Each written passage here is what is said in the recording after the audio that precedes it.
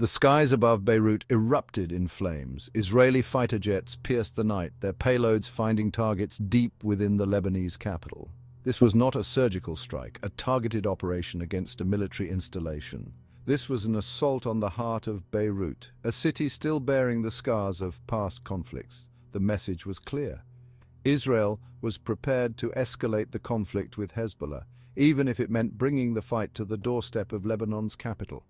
The immediate impact was one of shock and fear. The familiar sounds of explosions, a grim reminder of Lebanon's war-torn past, echoed through the streets. Civilians caught in the crossfire scrambled for safety. The attack sent shockwaves through the region, raising fears of a wider conflict. The world watched with a mixture of apprehension and concern, wondering if this was the start of another devastating chapter in the Middle East's long and bloody history. The audacity of the attack, its sheer scale and intensity, signaled a dangerous shift in the dynamics of the conflict.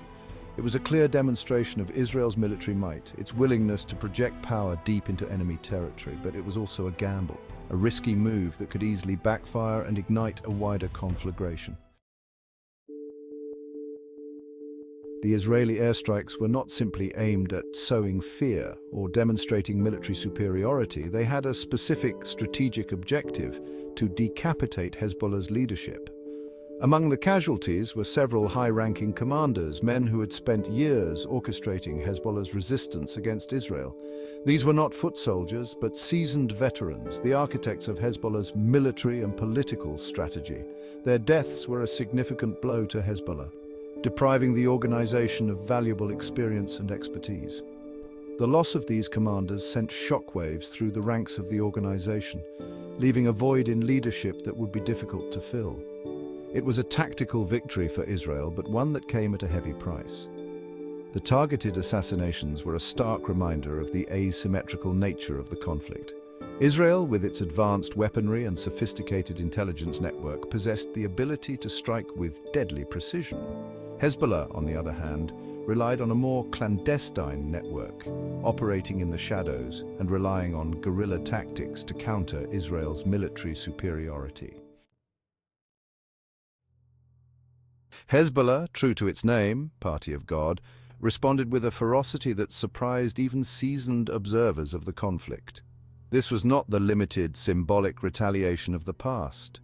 Hezbollah unleashed a barrage of medium-range rockets, targeting strategic infrastructure deep within Israel.